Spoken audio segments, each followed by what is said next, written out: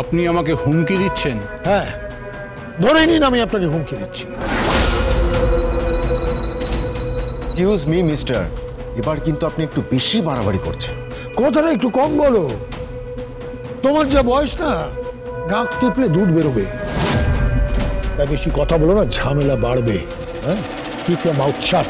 Mister Dhiman Sen, আপনি আমার স্বামীর সাথে কিন্তু এভাবে কথা বলতে পারেন না। হ্যাঁ, আমি তোমাকে আগেও বলেছি চুপ করে থাকো, কোনো কথা বলবে না, জাস্ট শাট ইওর মাউথ।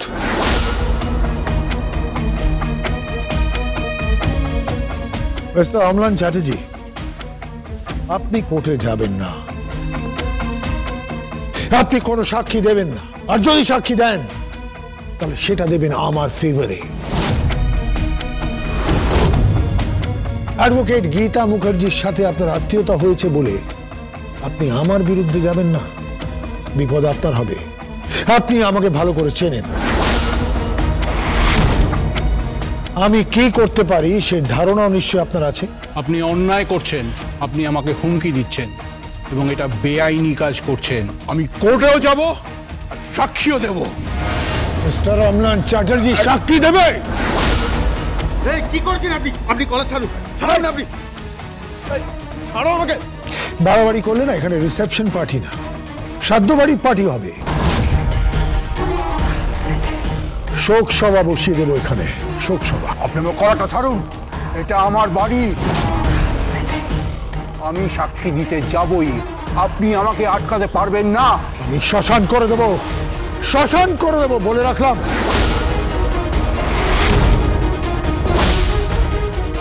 এই কেসে যদি আমি ফাঁসি না অম্লান চ্যাটার্জি, আমার সব যাবে, আমার ব্যবসা যাবে, আমার নাম যাবে, আমার গুডউইল যাবে, আমার সব যাবে। আমাকে কারা ব্যাক করছে জানেন? আমার পেছনে কারা আছে জানেন? আমি কত মোটা টাকা ওদের দিই। আমি আপনাকে বলে দিচ্ছি, আপনি কোর্টে যাবেন না, যাবেন না, যাবেন না। উনি কোর্টে যাবেন, কোর্টে যাবেন, কোর্টে যাবেন।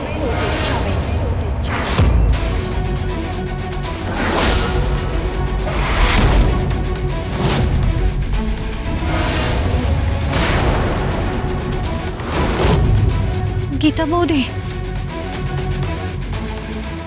কি ব্যাপার? মত্ত হাতির মতো এই পদ্মবনে ঢুকে পদ্মবনটা তছনছ করছেন, কি ভেবেছেন জঙ্গলটা কি আপনার বাপের? মুখ সামলে কথা বলে তোমার এত বড় স্পর্ধা? হাতটা সরান, হাতটা সরান। উনি আমার আত্মীয়, ওনার বাড়িতে আমি আমার বাড়ির মেয়েকে দিয়েছি, তাই আমার বাড়ির মেয়েকে রক্ষা করার জন্য আপনি আমার যে কোনো রূপ যাচাই করে নিতে পারেন। সে দুর্গা রূপ হোক, চণ্ডী রূপ হোক বা ছিন্নমস্তা। বুঝতে পেরেছেন? এখানে দাঁড়িয়ে থ্রেট করছেন, হ্যাঁ? এখানে দাঁড়িয়ে খুনের হুমকি দিচ্ছেন, জানেন সেকশন নাম্বার 351 ক্লজ 2। এটা আমি ক্লিয়ারলি বলছি, কেসটাকে এই মুহূর্তে এখানে ধামাচাপা দিয়ে দাও। উনি যেন সাক্ষী দিতে না যান, তাহলে কিন্তু ওর লাশ পড়ে যাবে। কিচ্ছু করতে পারবেন না আপনি, কিচ্ছু করতে পারবেন না। রাখে গীতা, মারে কে? শোনেননি আপনি? চুপ করে আছেন, শোনেননি?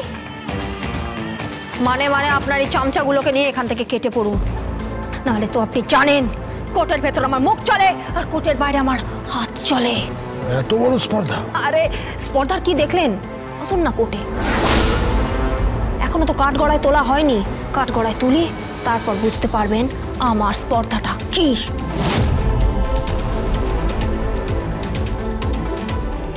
কেটে পড়ুন এখান থেকে, কেটে না, খাটবেন না, একটু দাঁড়ান। প্রথমবার এই বাড়িতে এলেন, একটু ফুলকো ফুলকো লুচি, নতুন আলুর তরকারি, গজা, নিকুতি, মিহিদানা, বোঁদে একটু খেয়ে যান। মাসিমা, মাসিমা, মেহেক তুমি যাও না, শাশুড়ি মাকে একটু বলো যে একটু অতিথি সৎকার করে দিতে। মজা করছো? তোমার এটা ফানি লাগছে? একদমই না, আসলে কি বলুন তো, আমি শিখেছি অতিথি দেব ভব, তাই ভাবলাম একটু অতিথি সৎকার করে দিই।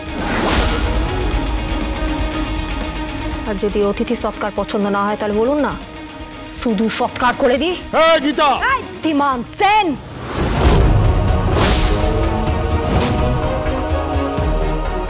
একজন লয়ারের ক্ষমতা সম্পর্কে আপনার কোনো জ্ঞান নেই। আমার ক্ষমতাটাও জানো না। I will see you. চলো। একটু লুচি খেয়ে যাবেন না? প্রোগ্রাম হচ্ছে, মজা হচ্ছে, দেপমি হচ্ছে, এক মাঘে শীত যায় না। হ্যাঁ হ্যাঁ হ্যাঁ হ্যাঁ, যে কোনো মাকে চলে আসবেন, দেখবেন টেম্পারেচার কিন্তু একই থাকবে, ঠান্ডা একদম, শীত থাকবেই। এটা হলো সিজনাল বৈচিত্র্য।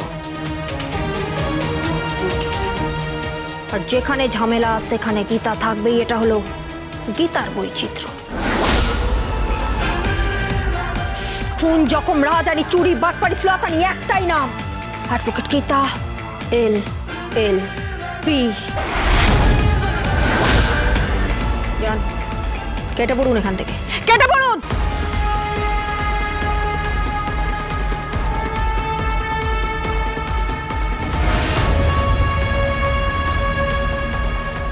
একটা কথা মনে রাখবেন অম্লান বাবু, আপনি যদি কোর্টে দাঁড়ান আর দাঁড়িয়ে আমার বিরুদ্ধে সাক্ষী দেন, তারপর কি হবে না হবে তার দায়িত্ব কিন্তু আমার না।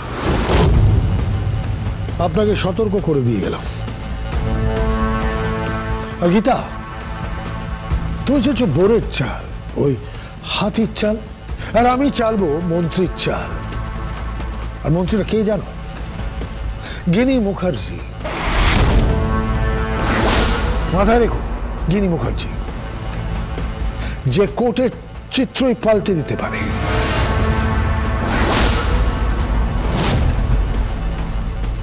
বলছিলাম একটু জিলিপি বা লুচি।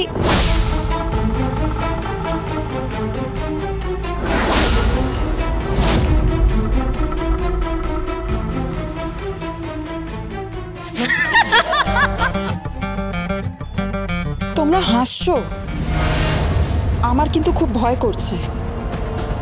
ওই লোকটা, ও কিন্তু খুব পাওয়ারফুল লোক। কি বলছে ও এসব? আরে আমার গীতা বৌদি কি কম পাওয়ারফুল নাকি? হ্যাঁ, সবাইকে না নাকে দড়ি দিয়ে ঘুরিয়েছে, বুঝতে পেরেছিস? এমনকি পদ্মকেও ওই বাড়িতে ঢুকিয়ে বরণটা করিয়ে দিয়েছে। জয় আমার গীতা বৌদি, তোমার জয় হোক।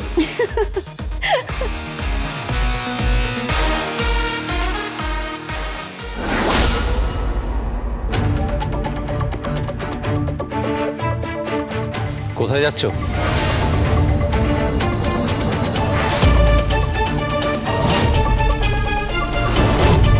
তার কৈফিয়ত কি আপনাকে দিতে হবে নাকি? বাড়ির বউ কোথায় বেরোচ্ছ সেটা জিজ্ঞেস করার অধিকার তো আমার আছে। সেটাকে কৈফিয়ত বলে না, একটা ইনফরমেশনের প্রয়োজন আছে। এটা একটা বাড়ি, আর তার কিছু নিয়ম শৃঙ্খলা আছে। না আমি এই বাড়িতে থাকতে চাই, না এই বাড়ির কোনো নিয়ম শৃঙ্খলা আমি মানতে চাই। আমি শুধু ডিভোর্স চাই।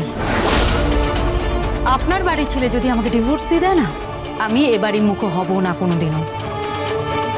বুঝতে পেরেছেন? তুমি কবে ডিভোর্স পেয়ে বাড়ি মুখ হবে না সেসব জানার কোনো আগ্রহ আমার নেই। আমি শুধু জানতে চাইছি তুমি কোথায় যাচ্ছ। এটা শীতের সময়, এত রাত্রিবেলা বাড়ি থেকে বেরিয়ে যাচ্ছ কোথায় তুমি? কেন, আপনি বাড়ির সামনে লক্ষণ রেখা টেনেছেন নাকি? হ্যাঁ, যে আমি লক্ষণ রেখা টপকাতে পারবো না, আর টপকালে রাবণ তুলে নিয়ে চলে যাবে। রাবণ তো তোমার জীবনে চলেই এসেছে গিনি। ছোটকা, চিৎকার করো না। তোমার জীবনে যে রাবণ চলে এসেছে সেটা তুমি খুব ভালো করে জানো, আর তুমি নিজের হাতে লক্ষণ রেখা মুছে দিয়েছো। আপনি কোন রাবণের কথা বলছেন? সেই রাবণের নাম ধীমান সেন, সেই রাবণের নাম কিরণ কান্তি, সেই রাবণের নাম ভজন মিত্তির।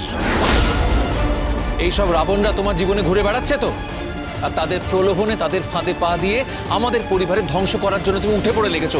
কেউ সৃষ্টি করছো তুমি। বেশ করেছি, আমি বেশ করেছি।